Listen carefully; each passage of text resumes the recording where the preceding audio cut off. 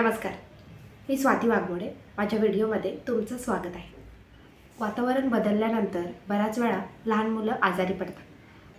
बाळाला सर्दी खोकला झाल्यानंतर डॉक्टरांनी दिलेलं औषध दिल्यानंतरही जर बाळाची सर्दी आणि खोकला थांबत नसेल तर आपण कोणते घरगुती उपाय करू शकतो हे आपण या व्हिडिओमधून जाणून घेणार आहोत. तर व्हिडिओ शेवटपर्यंत पाहत राहा. पहिला उपाय, बाळाला ओव्याच्या पोटलीने शेकणे.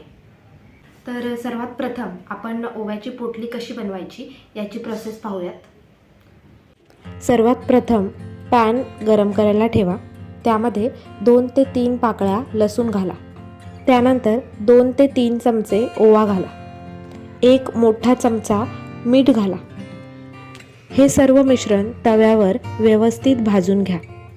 मिश्रण गरम झाल्यानंतर यामधून ओव्याचा वास यायला लागेल तेव्हा गॅस बंद करा. त्यानंतर एका सुती कापडामध्ये हे सर्व मिश्रण काढून घ्या.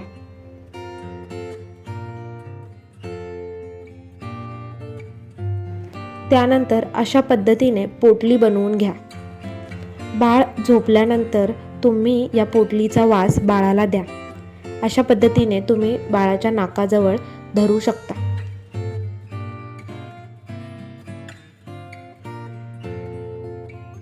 अशा पद्धतीने तुम्ही बाळासाठी ओव्याची पोटली बनवू शकता. या पोटलीने बाळाचे डोके, पाय, हात, छाती, पाठ तुम्ही शेकू शकता.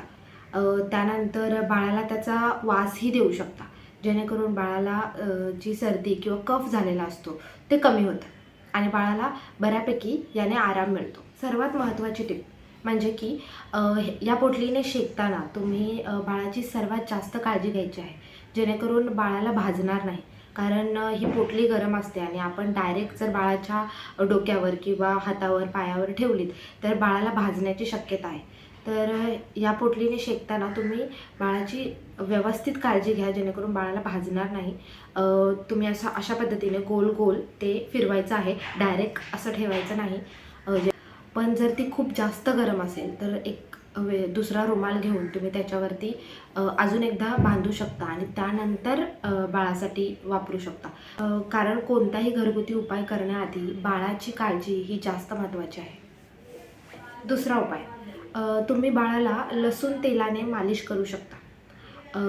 हे लसूण तेल कसं बनवायचं याची पद्धत आपण आधी पाहूयात. सर्वात प्रथम 2 ते 3 लसूण पाकळ्या घ्या आणि खोबरेल तेल घ्या.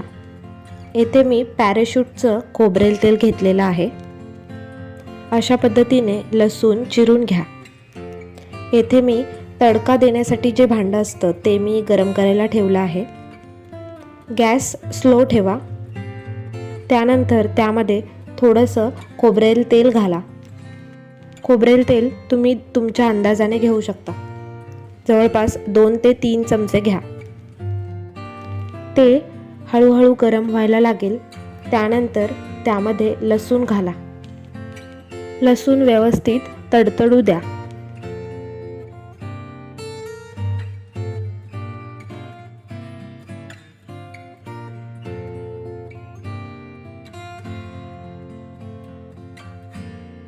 लसणाला लालसर रंग येईपर्यंत गरम करून घ्या. अशा पद्धतीने लसूण लाल झाल्यानंतर गॅस बंद करा व तेल थंड होऊ द्या.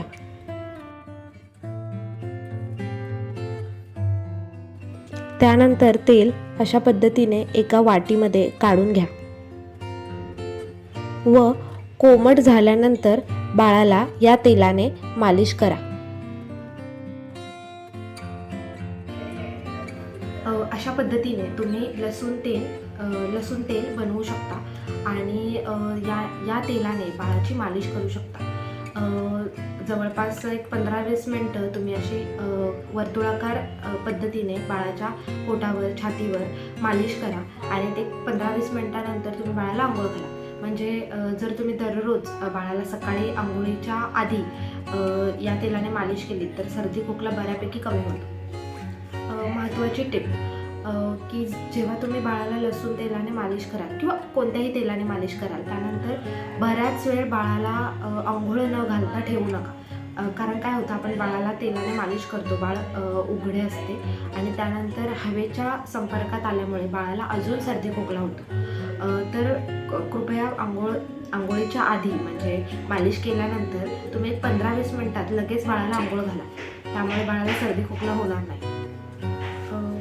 तिसरा उपाय की बाळाला जास्तीत जास्त ब्रेस्टफीड करा. कारण आईच्या दुधामध्ये बरेच सारे असे घटक असतात ज्यामुळे बाळाची जी रोगप्रतिकारशक्ती असते ती वाढते आणि कोणत्याही आजारामधून बाळ लवकर बरे होते. त्यामुळे जितकं जास्त होईल तितकं तुम्ही बाळाला ब्रेस्टफीड करा, त्याने बाळ लवकर बरं होणार आहे. पुढचा मुद्दा असा की जर तुमच्या बाळाला सतत सर्दी खोकला होत असेल तर काय करावे. कारण बऱ्याच लहान मुलांना काय होतं की एक 15-20 दिवस गेले की सर्दी खोकला होत असतो. बाळाची छाती गुरगुर करते. अशा वेळी आपल्याला हा प्रश्न पडतो की बाळाला सतत सर्दी खोकला का होतो. तर त्यावर एक सोपा उपाय आहे जो मी माझ्या बाळासोबत अनुभवला होता. माझ्या बाळालाही मी जेव्हा ब्रेस्टफीड करायचे तेव्हा त्याची छाती गुरगुर करायची. तर माझ्या डॉक्टरांनी मला सल्ला दिला होता की ज्या रूममध्ये तुम्ही बाळाला झोपवता त्या रूममध्ये झाडू मारायचं नाही. कारण जेव्हा आपण झाडू मारतो तेव्हा जे धूळ असते ती उडून बाळाच्या कपड्यांवर, बाळ जिथे झोपते त्या बेडवर किंवा इतर वस्तूंवर पडते आणि तेच बाळाच्या नाकात तोंडात गेल्यामुळे बाळाला सतत सर्दी खोकला होत असतो. म्हणून शक्य होत असल्यास तुम्ही त्या रूममध्ये झाडू मारू नका. डिरेक्टली तुम्ही लादी पुसून घ्या, जेणेकरून जो कचरा असेल तो लादी पुसल्याने निघून जाईल. पुढचा मुद्दा, बऱ्याच घरांमध्ये बाळाला धुरी दिली जाते. तर कृपया बाळाला धुरी देऊ नका.